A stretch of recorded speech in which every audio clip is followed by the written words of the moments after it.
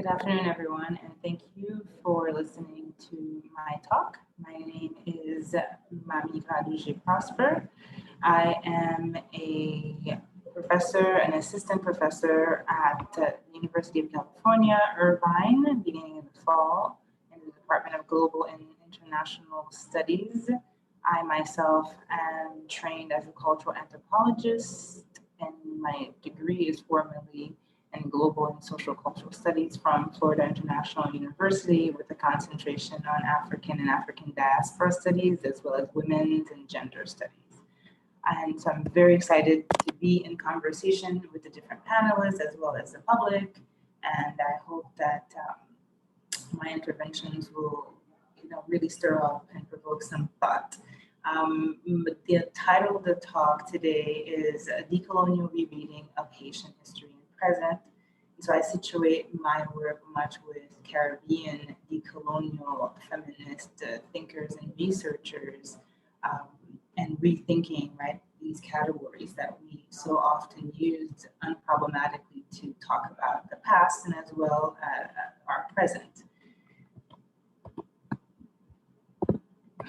And so I want to start out, obviously, speaking about the Haitian Revolution and really echoing some of the works by feminist and decolonial historians. I'm thinking by Nina Bello as well as Jean Casimir, to name a few, who have reread the past through what they perceive to be a decolonial feminist lens, and to center the story around very different figures that we perhaps are not used to hearing about unless you are a student of the Haitian Revolution.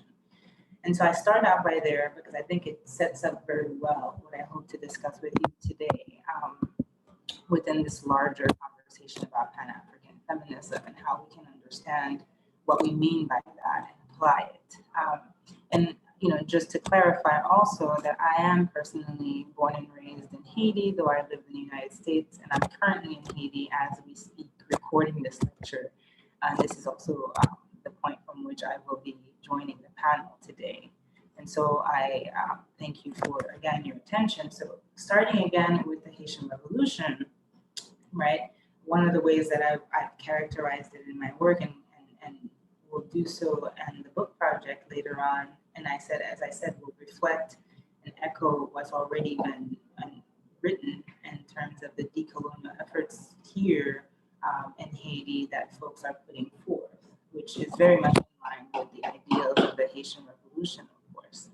So in 1791, Ezri Danto, which is a female law, feminine law, who canalized into the mulatto Vodou priestess Cécile Fatima and the Jamaican-born Vodou priest Duty Bookman, ignited maroon and enslaved Congolese soldiers, recently imported prisoners who had challenged the omnipotence of their own emperor and a coalition of Nago, Igbo, and Yoruba-descended laborers, just to name a few, to launch a rebellion and to form alliances with the free people of color, who were mostly landowning, some slave-owning, African-descended born in the colony, but often with European ancestry, as well as Polish and German troops who were defectors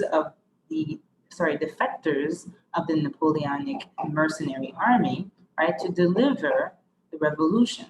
So you have a series of actors understood by us in terms of our modern categories as African and African descended, joining in, with folks who were themselves, what we would call today European, but racialized as others within Europe, who constituted the mercenary army of France, because we were talking about, emergent nation states in Europe, So these are not the European nation states that we know of today in terms of how they are constructed politically specifically. But nevertheless, these are folks who saw in the Haitian Revolutionary Project, a real emancipatory one. And one of the things to note is Cécile Fatima's role in the Haitian Revolution and launching it. And we see the importance of this story, and even though there are historians of Haiti who challenge supposedly the veracity of this event, that this event, nevertheless, or the Haitian Revolution at large, right, has marked, right, the European, American, Western imaginary, to the point where by 2010, when the earthquake happens in Haiti, you have U.S. evangelicals like Pat Robertson, right, claiming that the earthquake had happened as a result of a punishment from God for this event, right? This particular event that's centered around the spirit, a feminine spirit, and through the body of a woman, right? And she's construed as a Jezebel who's essentially using the blood of a pig to seduce, right, these men into committing white genocide, right? So we see the importance of this narrative, and based on how we read it, or whether we are approaching it from a decolonial, Pan-African feminist perspective, or obviously, right, a white supremacist nationalist perspective, that we are going to have very different interpretations. And so the Bois Caïma event is special in that sense, because unlike, the reading of the evangelical that is a pact with the devil, it is a pact, right, really among several different types of people we will come to call Africans. And the reason I'm saying we will come to call them, there are a variety of Caribbean as well as African scholars, right, who have challenged even these terminologies that we use to define people racially and ethnically as being products of a European imaginary, and one that, right, understands people and their differences according to certain geographical locations and how they understand how to cut up the world. So I think this is something important for us to consider when we're reusing these terms, and particularly in light of the heat that many of us get for using the concept of feminism, and that usually is leveraged against us as some sort of mark of, being traitors, right? Because it's an embracing of some sort of Western philosophy, without us also challenging some other terms that we use unproblematically.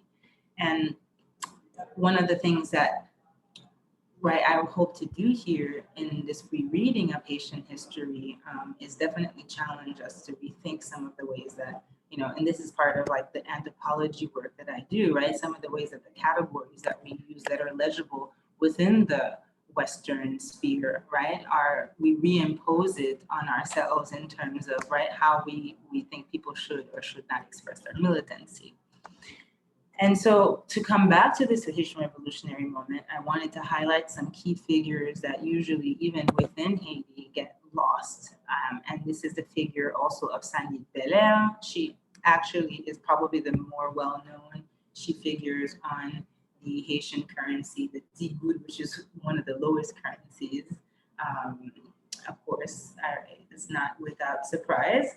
But also other figures like Jeanne Lamartinière, and Marie-Jeanne is a figure that is reused among Haitian feminists today, but also usually understood as, right, within sort of the Haitian imaginary as a badass woman, right? And we will come back to the figure of Marie-Jeanne a little later on in the 20th century and how it's been reused within a Black nationalist state feminist discourse.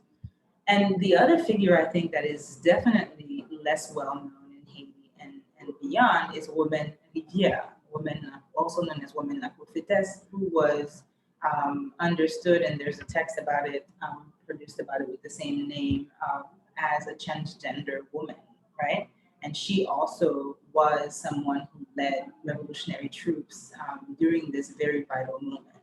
And so I think these are very important characters to bring into the story of the Haitian Revolution, to really, if we're really to properly decolonize it, is to also recognize the other bodies, right? The other revolutionary spirits that came together to produce this revolution that we are able to witness or understand historically, right? That culminates in 1804.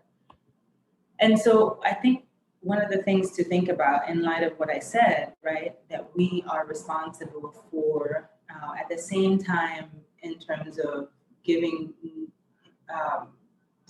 new meaning to these words that we use, right? That are, as I said, right, words and concepts that are coming out of the European imaginary, which forcibly, right, point to a certain commitment to hierarchizing, right, bodies towards the exploitation of their labor and their pleasure, and certainly, right, of their land, which comes with this dispossession of self, right? And so the revolution of 1804 is significant because of all these things I've already noted, but specifically as it comes to be enshrined in the Constitution of 1805, which actually this Constitution was published on May 20th of 1805. So we're just a couple days away from this event, and lots of folks in Haiti, in the diaspora, commemorated this date.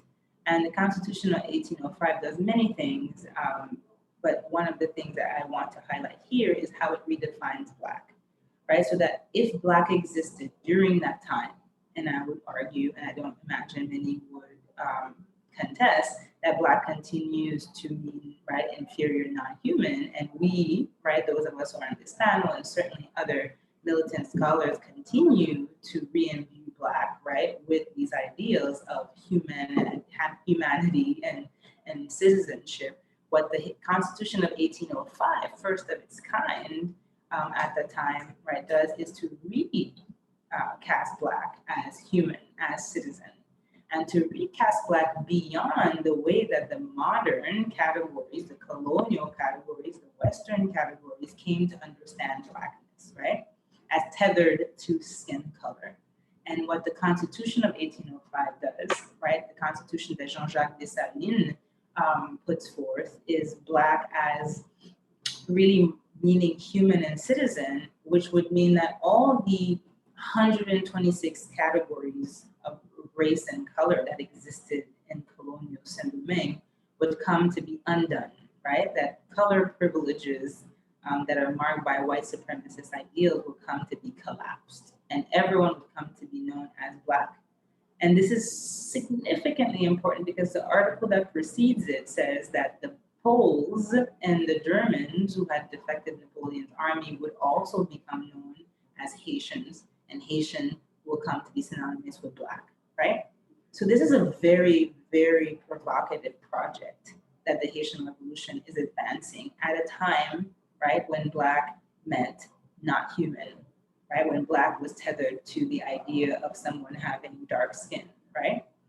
And this is extremely important to consider in terms of what threat of Haiti posed, right? It was not only in terms of the material realities of overthrowing slavery and undoing colonialism, but it was also in terms of the ways that colonialism had imposed certain categories of being that the Haitian Revolution had challenged, not only in its material aspect, but also in its discursive aspect to this Constitution of 1805. And the next piece I think is interesting to highlight is how the revolution comes to redefine, right, or to rather center the nation around the concept of family. And this is in response, right, to centuries of Black codes that had essentially been codes that were regulating kinship, right, regulating commerce. And in regulating kinship came to define, right, children according to the status of their mothers, right, and cutting out the fathers. And one of the first things the Constitution does is really recenter, or rather re-give, right, to the fathers, right, a role. And essentially says, you know, that to be a good citizen is to be a good father, right? But even in this reconstruction of the family as the basis of the nation, it isn't the modern colonial European understanding of family as heteronormative, as necessarily meaning a man at the head of this said family, right? It is a reconceptualization of family to mean many things, right? And to include the diversities, the pluralities of being that already existed under the colony, existed before the colony, and continues to exist in the post-colony. And I think this is important because this revolution of 1804 is something that movements of the 20th century and the 21st century are going to continue to use in order to claim, right, that they are essentially projecting out the ideals of the revolution, right? So when Haitian feminists, who particularly the ones who are emerging after 1986, and we'll come back to this timeline, talk about their work, they're very much situated within this larger project of revolution where the human was reimagined, right?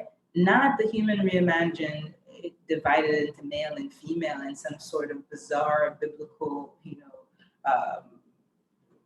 reproduction of reality, but rather, right, that the human could be a variety of, could have a variety of manifestations, and yet still was understood as a human, right?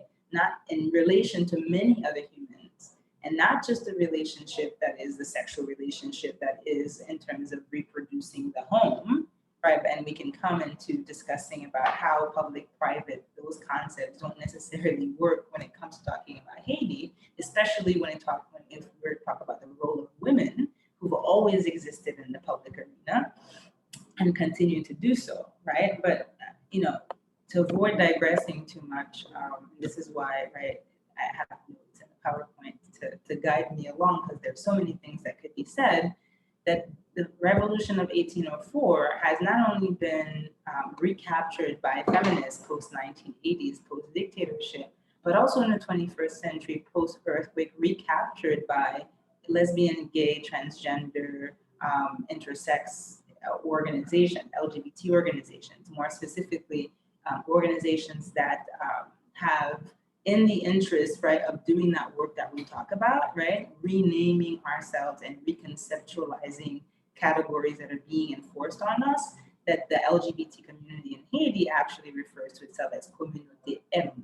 And Communauté M is because M, community, M comes to stand for the many words that come to stand in for lesbian, so Mazivin, gay, Masisi, etc. And this is an attempt at taking language that already exists in Creole, already exists in the culture, right? Realities of people, and being able to make new language, right? And not necessarily recycle what is coming from outside, though they also use this terminology to make themselves legible to empire, right? And we can have a longer conversation about how many of us are essentially negotiating between, right, these imperial subject categories versus the new categories that we are hoping to push forth, right? And what does it mean to use terms like Pan Africanism or African or feminism, right? In light of the colonial roots that we know it has, and in light of the radical project that we're hoping to bring forth. And so I want to talk about this moment, right, when we begin to see an undoing of the Haitian Revolution with the 1806 counter-revolution, right? This is how many of us who are doing this rereading are talking about the moment when Jean-Jacques Dessalines is murdered by Black and mulatto elites, right? Old elites, new elites, right? Who found all kinds of privileges as a result of their contributions to the revolution, right? In the form of land, more particularly. And so the big question of property is still up for debate, right? The idea that land could come to be reformed, what we call reparations, right, could come to be given to the folks who worked the land was extremely dangerous. Because this is another one of the goals of the revolution of 1804. So Jean-Jacques Dessalines is murdered, assassinated. Oftentimes, even in Haiti, folks may come to say that he died, right? And it's a very big difference between him dying and being assassinated by folks who had been his allies, right, at some point. And essentially what we're seeing, and we see this already starting out since, right, the Haitian Revolution takes place and Jean-Jacques Dessalines names himself emperor, and the Constitution still has several limitations, though I highlighted probably the most radical elements of it. You already see, right, within the world in which Dessalines exists, there is a tension, right, between the project that the African masses had, if you will, versus, right, the elites. And you can already start to see these cleavages as Haiti attempts to enter a post-colonial world and is forced to take on a nation-state form, right? So this Pan-African feminist moment that we see emerging out of the Bois Caïman to deliver the Haitian Revolution is undone, right? As the revolution it begins to institutionalize itself within a nation state form. And so you see the figure of man, this is Sylvia Wynter's concept, right? Which I think we don't need too much explanation when we hear man, capital M, right? In the ways that we use it colloquially in the United States.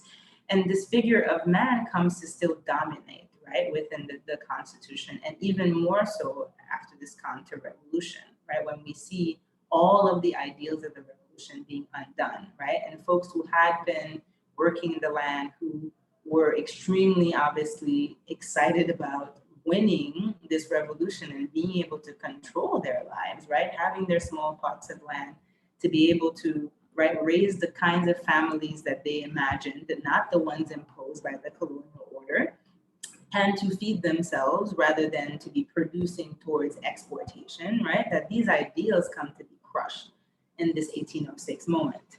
And folks who had been so instrumental to delivering the revolution continue to occupy a position of being outside, right, of this nation.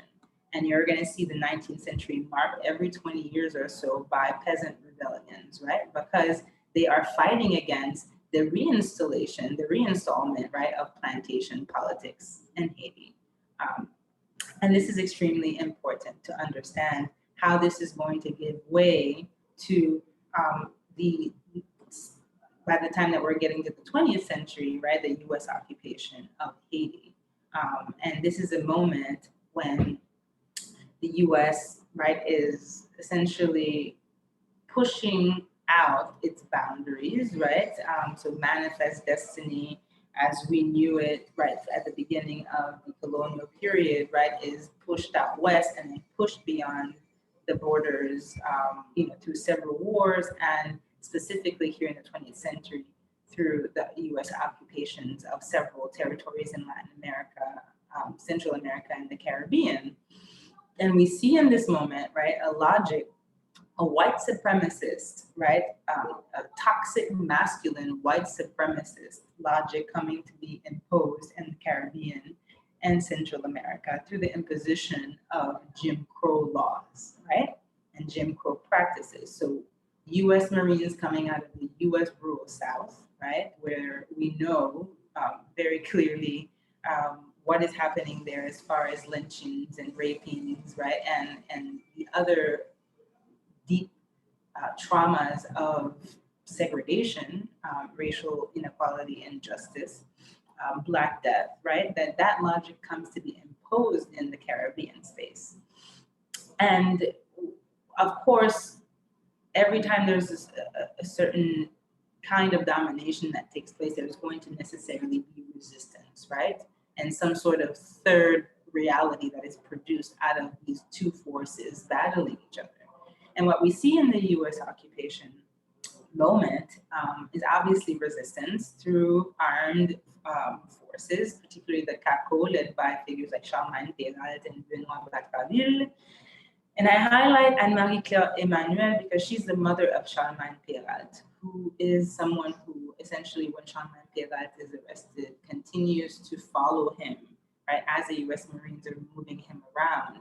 And this is important to highlight her role, not just as a mother, right, but as a resistor, because she and like other women like herself were involved, if not necessarily as soldiers themselves, because we haven't yet seen any kind of documentation pointing to that, though we can imagine that if they were present at the Revolution of 1804, they certainly would be present, right, during resistance in 1915. And nevertheless, right, the ways that women's resistance have been documented at that time, what is particularly, right, through how peasant women were hiding, were feeding, and were financing the guns that the CACOs were buying to essentially resist US occupation.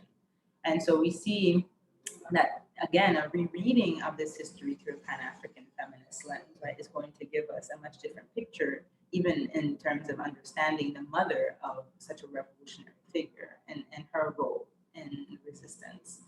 I think also what we see, and that's important to highlight during the US occupation, is the emergence of what Grace Saunders, who's a Black US historian of Haiti, right, qualifies as proto-feminism, right? So it's not yet named as feminism, but when we look at the work that's being done, we very much see what it is that we're calling, many of us, define as feminism. And it comes, in the form of, or through, as opposed to the Kako women or the Kako supporters, the women supporters of Kako, who are mostly, as I said, peasants, right? You're going to also have a response by the so-called elites. Because one of the things that the US occupation does is certainly collapse class categories, right? Whereas in Haiti, you could have several different classes among African descended people, right? Where there are some who obviously occupy extreme privileges. Most likely they are of a lighter hue, right? Because again, it's the white supremacist logic that underpins colorism. But what happens with the US occupation, and which is very different than this particular iteration of empire in the 21st century, right, is that you clearly see, right, white male Marines, and they're clearly the enemy, right? And what they've done is collapse all the Black people into one major category as per the logic that is operating within, right, the US proper. And so what you're going to see is a resistance at first, and an embrace by the elites, African descended folks, right, of the occupation, because again, right, their ideals and their desire for products coming out of the global north, including things like cars, right, Fords, Chryslers at the time. But also you're going to see, right, a shift in the elite once they realize that they too, right, have been made into niggers, right? And this is important. And you're going to see these elites coming to organize themselves within the Union Patriotique, which included men and women.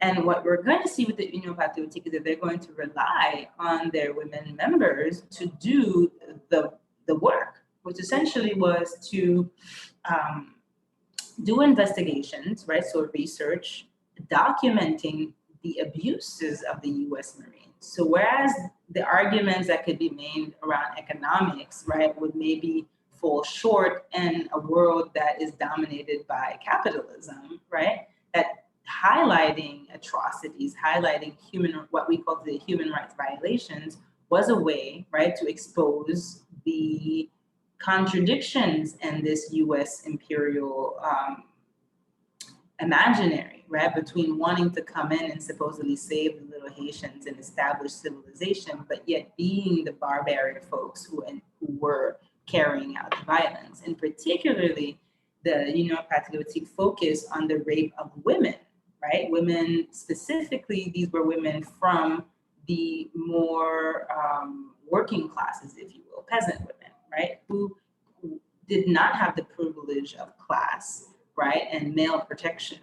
And so essentially these elite women, right, cross-class to be in conversation with other types of women to document and witness, right, the violence that was being perpetrated against them in order to have the proper arguments, right, to make against the US Marines.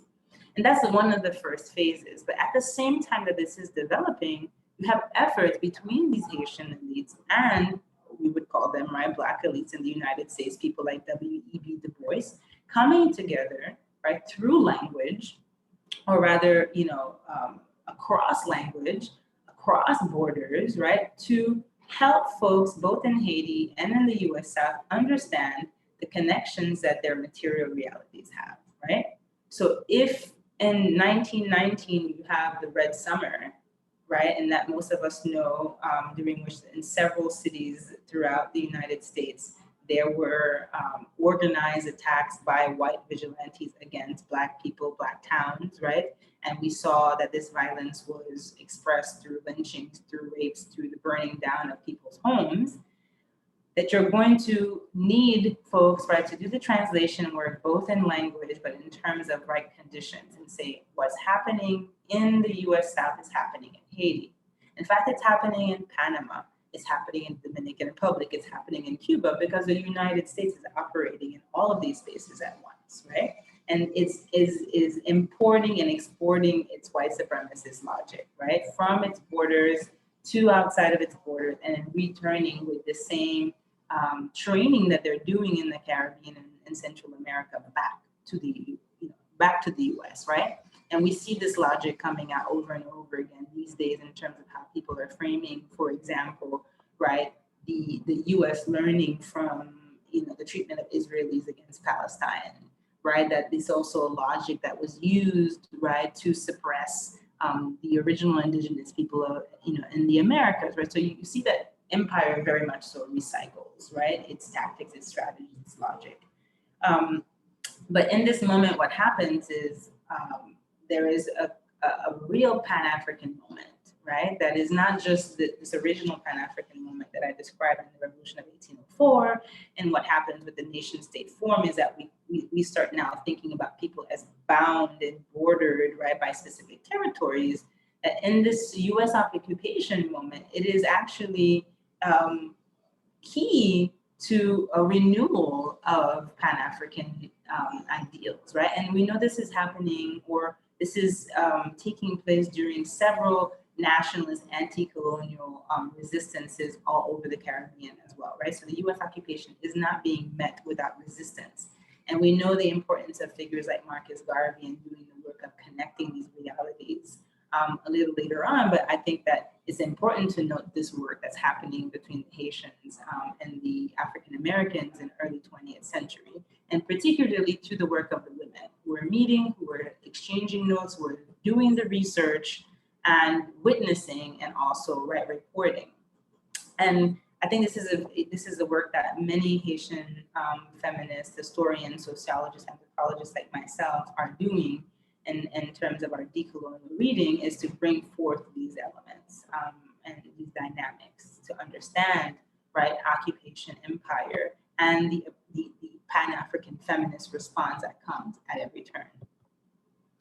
And so what happens after the US withdraws from Haiti, its troops, and withdraws from many of the different places it had been occupying in the Caribbean and Latin America, what we're going to see, right, is that the so-called nationalist men, right, the ones who now will take over the state, are going to, these same men who are willing to organize with women or use the work of women, their women members, to push forth their nationalist agenda, right, to demonstrate that they were the rightful leaders of the nation, right, betray these women very immediately when the next constitution does not actually extend full political rights to women, right, not even to elite women. And this is the emergence of a formal feminist movement in Haiti, right, that starts to leverage this kind of language. And again, right, in the spirit of their mothers, many of them, they are daughters of the women who had done all this work with the NAACP and some other Black organizations in the US, right? They established the Ligue Féminine d'Action Sociale to continue to push the work, right, of their foremothers. And they continue to do the cross-class work. They continue to do the cross-color work, right? And they continue to understand that their struggles at home are very much embedded, right, with the struggles of other women, more specifically in other parts of the Caribbean and Latin America and in the US, right? So their work continues to have this transnational element. And this is not particular to the Haitian feminist movement. Actually, Caribbean feminist movements, Latin American feminist movements, right, they are always forced to use a more transnational, international stage and strategies in order to come back and effectuate change within their own nation state, right? And so we continue to see that work being done to the Ligue d'Action Sociale, Ligue Féminine d'Action Sociale. And they are doing several things, both in terms of acquiring political rights for elite women, right? For example, that women could come to be able to move around without, the permission of their husbands, right? This is for women who are married, obviously, but also down to ensuring public education for girls, right? Who were not necessarily of the elite background, but of more of a working class, right, origin. And so they are not just pushing forth a feminist agenda for elite women, but thinking through class and color in Haiti. And I think this is important to note, right? And women in Haiti received the right to vote in 1950. And that's as a result, as I said, of this Pan-American transnational effort when they organized a Congress of women coming from all over the Americas, essentially to pressure the Haitian state, right? The men that they had been fighting it along with, right, some decades ago, to give them full rights to and access to the state and to decision-making spaces in the country. And so I'm gonna end on this note because I'm hoping to draw parallels from this mid 20th century to late 20th century moment to today. And we can certainly visit the period between 1986 and 2010 in the conversation we have later on today.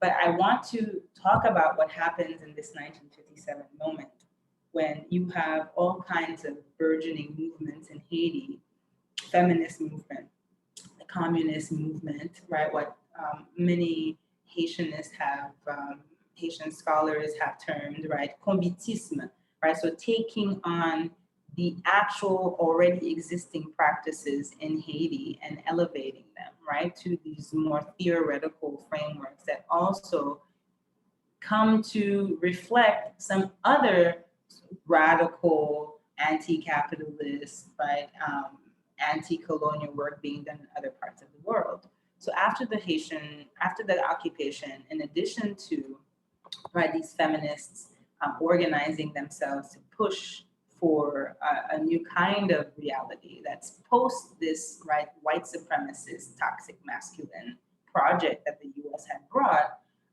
you're also going to have many folks, including people like the African American anthropologist Hurston, you know, coming together with several other Haitian anthropologists, including one who was the founder of this league, to recapture essentially what they felt was Haitian culture, Haitian identity, right? So after an occupation, there is definitely, right, a return to thinking about, well, what were we before this moment, right? Before this recolonization, and can we return to it?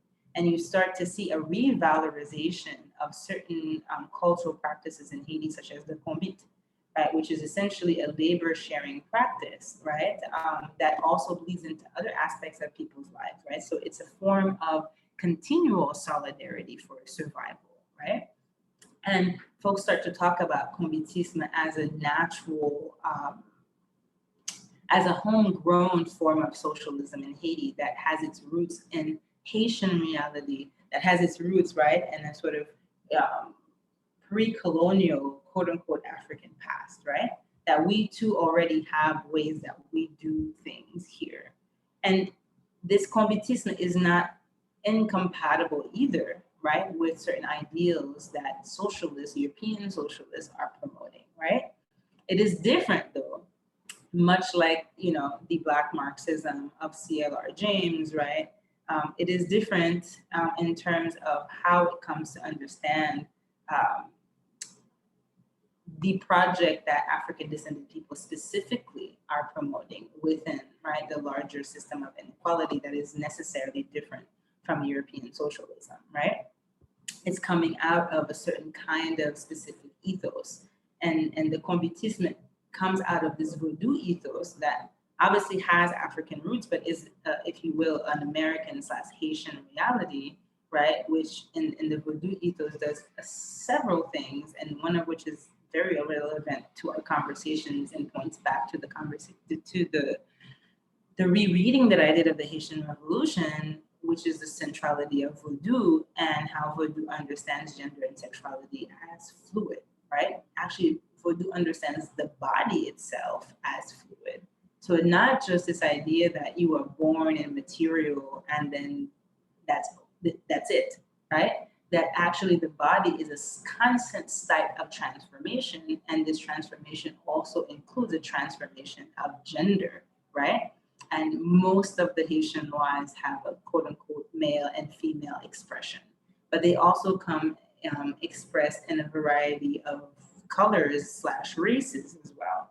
So Vodou is really unlike the modern project that is erected on strict binaries, right, that are, male, female, black, white, good, bad, right, that Vodou challenges these binaries and actually exposes the fluidity, right, of these categories, and that nothing is actually permanent, including also life and death. I think these are important to note, right? Especially, those of us who are essentialists and always looking for, right, some pure African understanding of the world and the past and reality, right? So Vodou, the Vodou ethos came to color how people were doing the work post the US occupation. And this is important because in 1957, right, when you have all these different groups organizing themselves in parties and, and organizations and unions, right, they are making use of Vodou certainly in a variety of ways, or the Vodou ethos is coloring how they're doing their work. There are many times that it's not necessarily named, but rather it is a logic, right? It is an anti-plantation logic in the way that it understands human relations and human relations to land. And you're going to see, obviously, because Vodou is such an important piece to people's lives, named and unnamed, that the government that comes to take power, right, through the figure of François Duvalier in 1957 will make use of it, right? And before we get into the specifics of the Duvalier dictatorship, I want to highlight the fact that Duvalier is coming out of several different movements, as I mentioned, right, to recapture a Haitian essential identity and reality post-US occupation. And he's part of a group of folks who come to be known as the Noiristes, right, who are more clearly Black nationalists, who have an understanding of Black as very specific, right, and tethered to skin color, right? And this is the logic of the US occupation, right? Not the logic of Desailly, not the logic of the Constitution of 1805, right? Even though this president who becomes a dictator, right, and even though his elections, his first elections in 57 were also fraudulent, but nevertheless, right, he's making use of the revolution and even coming to usurp, right, to co-opt the flag of the revolution, the red and black, right, through his manipulation of Vodou, right, and essentially coming to define himself as a state. And this Black nationalist discourse that he's using, right, is to be able to then not only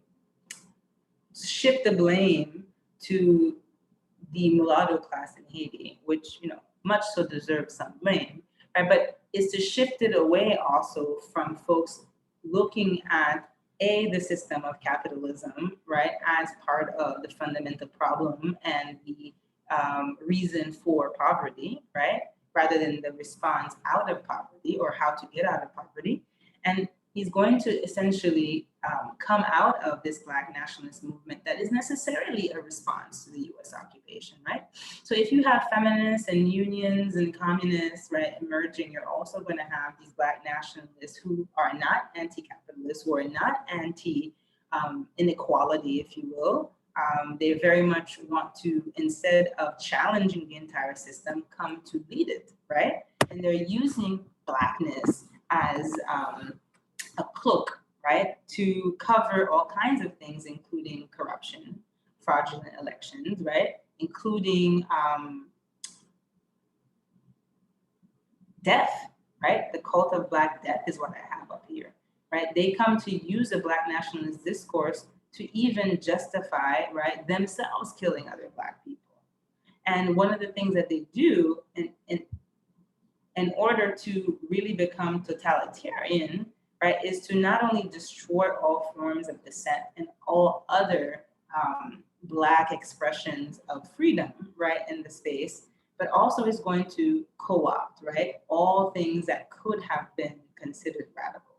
So one of the ways that it does that is to promote women in certain key repressive roles, such as the woman I have on this slide, who was known as Madame Max Adolphe, and using the character of Marie-Jeanne from the Revolution. I'm pointing, to say that this is the past, right? using the figure of Marie-Jeanne to say that like real women are women who defend the state, right? Who defend this Black nationalist state. And this is a very different type of feminism from the Ligue Féminine d'Action Sociale feminism that, as I pointed out, was cross-color, cross-class, Pan-American, right? Which I would call altogether Pan-African. And essentially, I end here because there is a connection to be made directly to today and the rise of authoritarianism and full-blown dictatorship in Haiti, where you see that there are a group of women who, vying for power, are willing to be in bed, right, with this particular government that has no legitimacy, right, fraudulent elections, corruption, right, stealing state funds, and is associated with, right, what we're calling gangs, but we should more so properly call paramilitaries, right, who ensure a certain amount of terror among the population in order for this government to continue to exist. And I would be remiss to say all of this being done with the backdrop of the support of the United States, both in the 50s into the 80s, and certainly from 2010 onto this moment, right? And though there are these women who are willing to be in bed with the authoritarians, with the dictators, who today are using again a Black nationalist discourse, right? Everybody goes back to the revolution, right? And they try to reinterpret it in order to give meaning to their present, right? So this government is not unlike any other, and going back to the revolution to legitimize itself, right? And to talk about some sort of rise again of the Black masses in the person of this president. But you're going to have the popular response, which I hope you've been paying attention to, right, will show to you that the majority of Haitians are against this particular government, against this particular group of people, right, who are claiming to be the rightful leaders of the country, while, you know, we all know the stats about Haiti, right? This continues to be real. And so this year on April 3rd, which is a significant date in Haitian feminist history, April 3rd being the date in 1986 when women took to the streets after the Duvalier family had been deposed to ensure that whatever comes next, right, which came to be enshrined in the Constitution of 1987, right? We know the importance of constitutions over and over again in terms of being these documents that really come to capture the essence of what is happening in society, right? That this is a document that gets produced with all kinds of openings around, right, who gets to be a citizen in the country. And it is done because there are several groups, including organized feminists, who took to the streets on April 3rd and said, we will not be left out, as we had been in 1805, as we had been in the 1932 Constitution that essentially was put in place before the US troops withdrew, right? That they needed to ensure that they were going to be included, right? And so this year, the many feminist organizations of today took to the streets to make sure to denounce dictatorship, to denounce the complicity of the so-called international community in maintaining this dictatorship, and claiming that women will not be, right, in bed with the dictatorship. So I leave here having said all of that and hoping that you've made some sense of it, and look forward to our conversations later today.